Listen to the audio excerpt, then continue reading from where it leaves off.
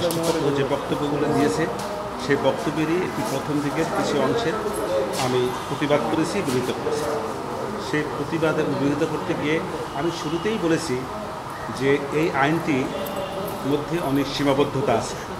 এই সীমাবদ্ধতার মধ্যে যেমন তাদের প্রত্যেকে আমি প্রশ্ন করেছিলাম যে আপনারা কি কেহ রাজাকারের নাতিপতি বা রাজাকারের সন্তান? সবাই বলেছে, এবং আপনারা না শুধু, এবং আপনাদের জানা মতো কি সবাই বলেছে যে না, আমরা কেউ রাজাকারের নাতিপতিও না এবং সন্তান। সেই প্রেক্ষাপটে আমি বলেছি এই যে রাজাকারের নাতিপতি শব্দটা, যে প্রাইম মিনিস্টার যে কথাটা বলেছে, সাবেক প্রাইম মিনিস্টার, সেটা ঢালাওভাবে এই ছাত্রদেরকে বলেন। এই ছাত্রদের মধ্যেও যদি কেউ থেকে থাকে তাদেরকে বলেছে।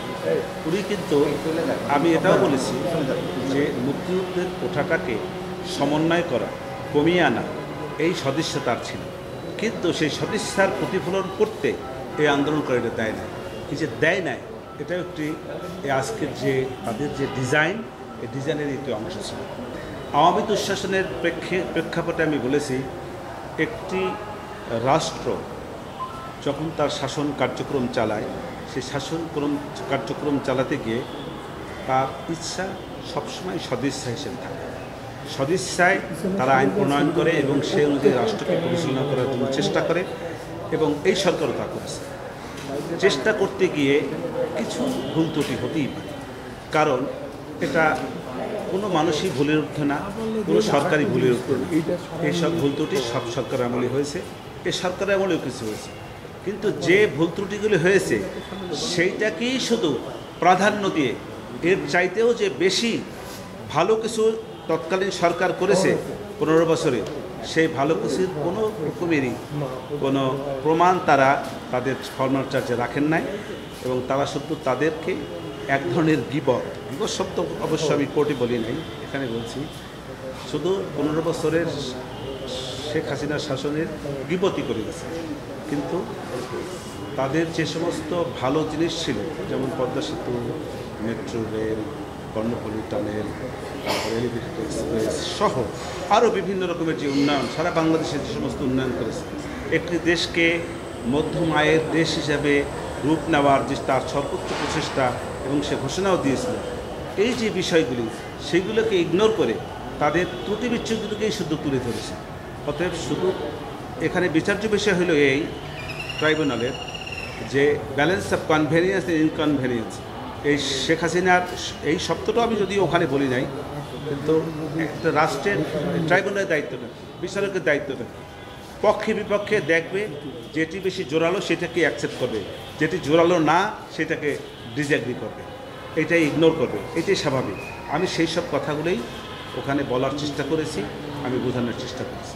তাদের দাবি মতে যে সারা বাংলাদেশের 64 জেলার 52 অথবা 54টা বোধহয় বলেছে, এখানে আমার একটু ভুল হইতে পারে, 52 অথবা 54, আমি 52টাকেই ধরে নিচ্ছি। সেই 52 জেলার মধ্যে সর্বোচ্চ 15 থেকে 20 জন জেলার সাক্ষী এসছে। তাইলে কি দাঁড়ালো, এবং সেই জেলা থেকেও একজন করে সাক্ষী এসছে। কোনো বক্তব্য যখন দিবে কোনো সাক্ষী, তার সাক্ষীর সঙ্গে আরেকটি প্যারালাল সাক্ষী থাকতে হবে, তাকে সমর্থন করতে হবে। যদি কোনো সমর্থনযোগ্য কোনো সাক্ষী না থাকে, সেই ক্ষেত্রে ওই একজন সাক্ষীর সাক্ষ্য গ্রহণযোগ্য হবে। অতএব যে ওয়াইড স্প্রেড, যে ব্যাপক মাত্রায় যে এই সারা বাংলাদেশে অপরাধ সংগঠিত হয়েছে, এই কথা সঠিক। যেহেতু চার্জ, ফর্মাল চার্জে রাষ্ট্রপক্ষ তাদের যে এই যে প্রেক্ষাপট, পটভূমি নিয়ে আসছে, যে পটভূমি হিস্ট্রিটা নিয়ে আসছে, একটা জিনিসটা এখানে এরকম দাঁড়িয়েছে যে বঙ্গবন্ধু শেখ মুজিবুর রহমান থেকে শুরু করে তারা এই পর্যন্ত শেখ হাসিনার আমল পর্যন্ত এনেছে, এবং এই শেখ হাসিনার আমল পর্যন্ত সমস্ত বয়ান বঙ্গবন্ধু এবং শেখ হাসিনার সমস্ত কুকীর্তির বয়ান তারা তুলে ধরেছে।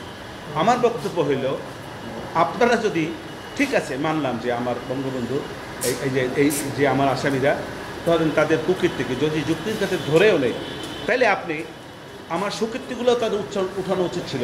পাশাপাশি অন্য যে সমস্ত সরকার ছিল তাদের যে কুকীর্তি ছিল সেগুলো আপনি তুলে ধরতেন, তাইলে না পটভূমিটা সঠিক হইতো। আমি মনে করি সাবেক প্রধানমন্ত্রী শেখ হাসিনা একজন নিরাপরাধ ব্যক্তি, এবং তার বিরুদ্ধে যে সমস্ত চার্জ জানিত হয়েছে সেই চার্জগুলি সঠিক নয়, এবং সাক্ষ্য প্রমাণেও তা প্রমাণ করতে সক্ষম হন না। যেহেতু সাক্ষ্য প্রমাণে সক্ষম হন নাই আমার অভিমত, অতএব এই সাবেক প্রধানমন্ত্রী শেখ হাসিনা এবং আসাদুজ্জামান খান কামাল ওনারা খালাস পাবেন। এটা আমার প্রত্যাশা।